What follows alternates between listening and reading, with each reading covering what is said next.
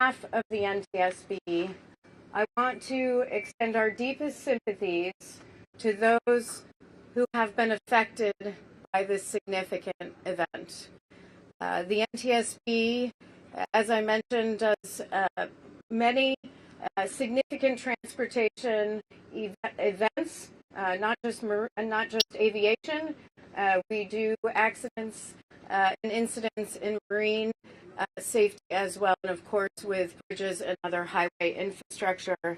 And for this, there were many that were affected by this collapse, and our deepest sympathies go out to the families, loved ones, and others who have been affected. I'm going to get questions on fatalities and injuries, which I'm not going to answer. That is not something that the NTSB answers. I will refer you to local authorities on all of that information. What I can tell you is a search and rescue is still underway. So we are very hopeful, and again, our thoughts are with the families and their loved ones. Again, we got here at 6 a.m. And we are standing back to allow the Coast Guard and Search and Rescue to continue their search and rescue operations while we gather information from the command post. There is a lot of information that we can begin to collect. We have a team of 24 on scene, including Member Brown and me. The team of experts include experts in nautical operations, and what they're going to look at and begin to collect is information on vessel operations, safety history, safety record. They'll look at the owner, they'll look at the operator, and they'll look at the operations this day. Today, they will also look at company policy, any sort of safety management system or safety management program will be looked at by them, and our human performance team as well. We have a human performance expert here. We have an engineering team. We have survival factors, and then we have a team here that is getting the recorders. We also have a highway safety team, our team out of the Office of Highway Safety, including structural engineers, bridge experts will be here and are continuing to come in. We have a few here, and one or two others are coming in the next few hours. We also have our family assistance team on site, and our family assistance team works with those that were affected by a particular event, families, friends, and other loved ones, and they will help them get in touch with the resources they need while also providing them with the information that they need as we move forward with our investigation. This is a team effort. There are a lot of entities right now in the command post, all focused on search and rescue as they should be. But I do want to, in particular, thank the Coast Guard, the Maryland Transportation Authority Police, the Federal Bureau of Investigations, the Baltimore Fire and Rescue, and the Maryland State Police. I also know that there are others on scene. I'm sure I have missed. For example, Army Corps of Engineers is here, a great deal of expertise, and all focused on what is very important, which is people first. I have been in contact with my counterpart in Singapore. Director Chong is the director of the Transport Safety Investigations Board. The NTSB maintains relationships with our counterparts in other countries often and stay in close communication. So the director and I have been in communication many times before on safety, so it was a good conversation. He is sending some personnel here tomorrow.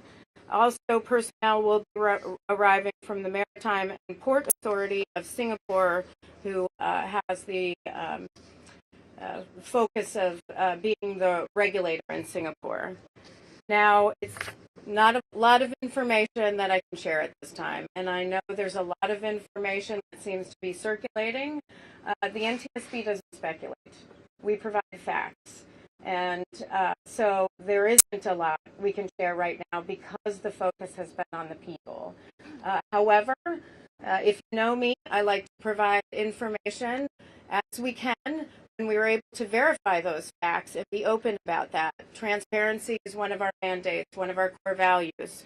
So please monitor ntsb.gov and X, where we will post when we're having another media briefing. We do have an organizational meeting tonight at 5 o'clock, which I mentioned, to determine where we want to go next on the investigation. But there's a lot of information we need to gather between now and then in the days and weeks that follow. So with that, I am going to take questions. I will call on you. Please state your name and your affiliation. We'll start with Tom and then go over here.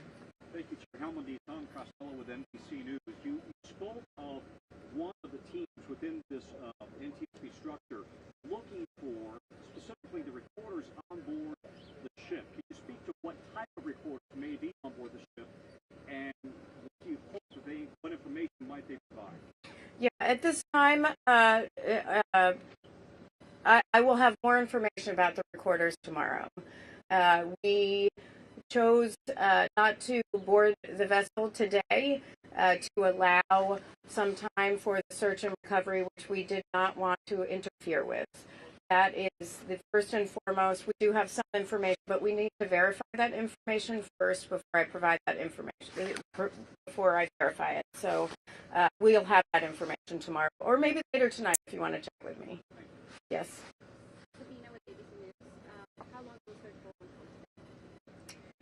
The search is, it's a question on how long the search will go on today.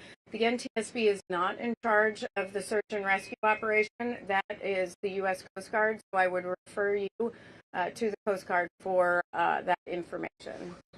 Yep.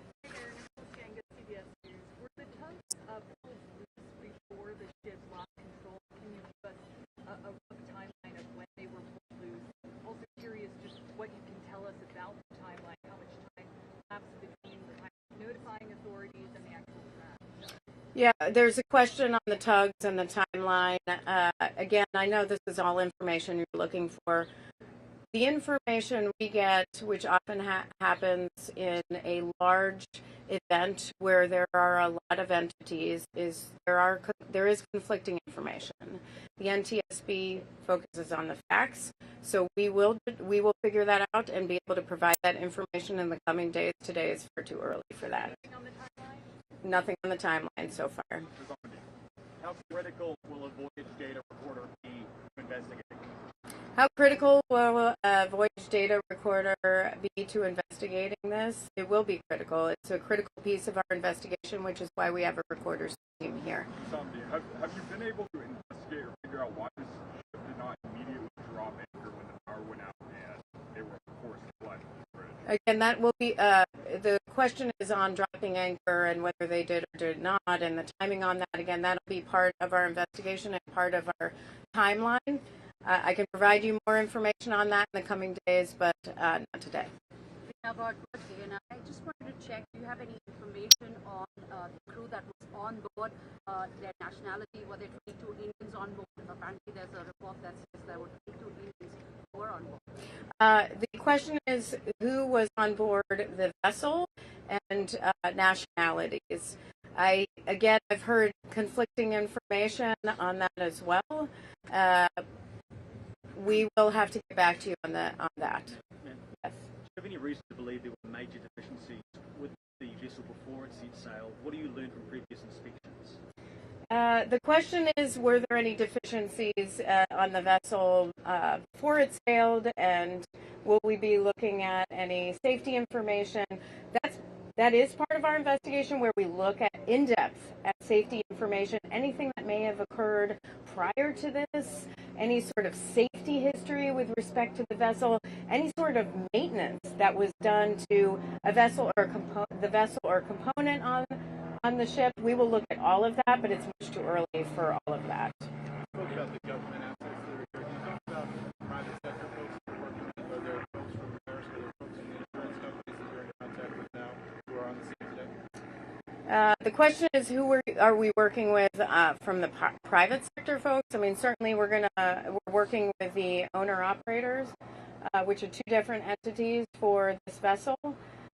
We will be working with the pilot association, and we will have a number of federal, state, and local partners as party to the investigation. We're going to designate those tonight at the organizational briefing, and I'll have more information on that tomorrow.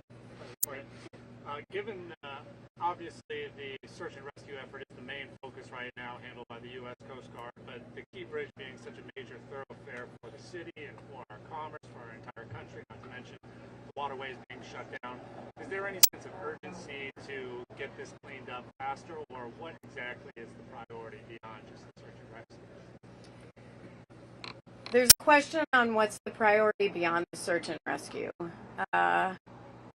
We don't, certainly investigations are a priority. Certainly environmental considerations are a priority, and so is traffic and getting, cargo vessels in and out of the port of Baltimore. It's not the NTSB's priority. We have a number of organizations, including the Department of Transportation, Maryland Department of Transportation, the governor, that's doing a lot of work on that. But right now it's about people. It's about families and addressing the needs of those that were impacted. That's the focus. I don't think anybody in that room right now at the command post is thinking about what are the next steps to get things cleaned up. They're working to figure out who was impacted, if anyone was impacted, and how do we address that, because that is and should be the priority always. Eric Rosales with EWTN News Nightly. You talked a little bit about the families, and you talked a bit about the rescue effort that's taking place. Have we confirmed that there were any more than just the 6 construction workers that were on the bridge itself? Were there any more possible other cars, other drivers on the bridge? So there's a lot of information. The question is on have we been able to confirm information on the number of cars on the bridge, the number of workers on the bridge? There are a lot of numbers that we've heard back and forth. We need to verify that. The search team is doing that now. That's not for the NTSB. That is for the local authorities, Maryland State Police, and the Maryland Transportation Authority, as well as their federal partners through the Coast Guard, to be able to verify that information in particular. Right now, there could be other victims than just the 6 that you're searching. There are, nobody is going by a number. They are just looking and they're searching. That's what's important. Yeah.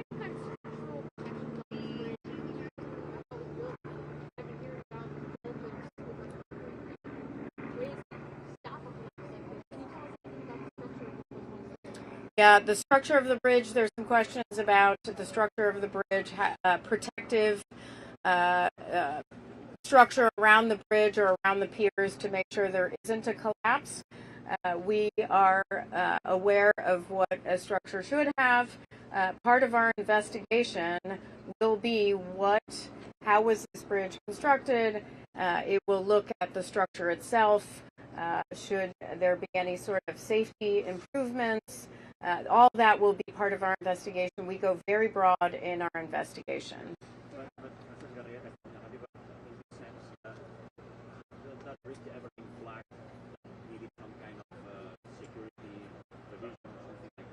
The question is, has the bridge ever been flagged for any sort of safety deficiency or security deficiency?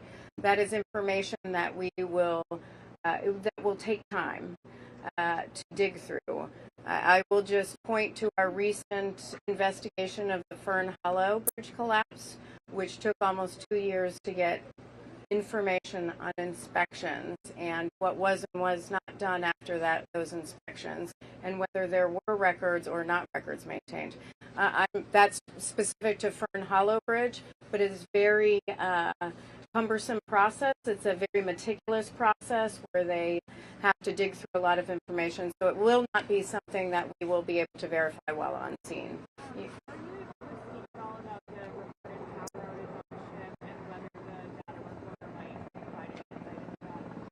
The question is on the reported power failure. We've heard the reports. We've been made aware of those same reports about there being a power outage. I've also seen statements, media releases from Singapore as well. It's something that we take in, but something that we have to verify through our investigation that was what was part of the contributing cause here. So too early to tell. Yep. Andrew here from NPR. Can you confirm if the construction workers on the bridge were employed by Bronner's building? Can I confirm whether the construction workers on the bridge were employed by Bronner Builders Incorporated? That is the information we have. Bronner Builders Incorporated. Of course, sometimes they use subcontractors, so we don't have any information yet on subcontractors, but we do have information on the company itself. Have they been able to confirm?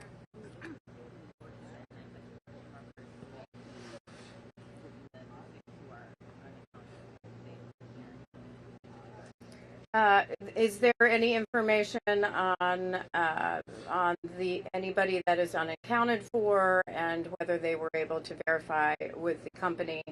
That is something that the federal officials, the FBI, along with the Coast Guard, will verify, not the NTSB. Sure. We got word that, of course, there were the construction workers, but one of the people was a state inspector. Can you share any word if you know about that? And that was the person that was rescued and taken to the hospital? The question is about a state inspector. I don't have information on the state inspector at this point. We are very focused on getting our investigative groups up and running. Again, let the search and rescue team do what they need to do to focus on the people, and then we are gathering information from the owner of the ship, of the vessel, and then the operator and others for this time. Again, that was my last question. For further information, and I know it's not a lot of information for the first day, but we just got here, and really the focus is on families and people. That is our main focus. That is everyone's main focus right now. The rest can wait. So please monitor ntsb.gov and our Twitter feed for the next briefing. Thank you. Will Secretary Buttigieg be coming down here?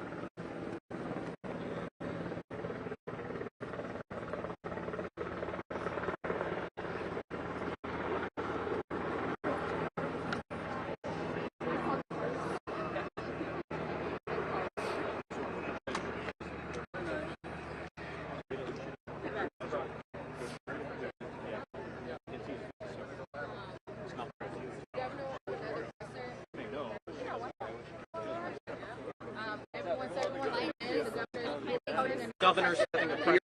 Yeah, coming back here. 3:30.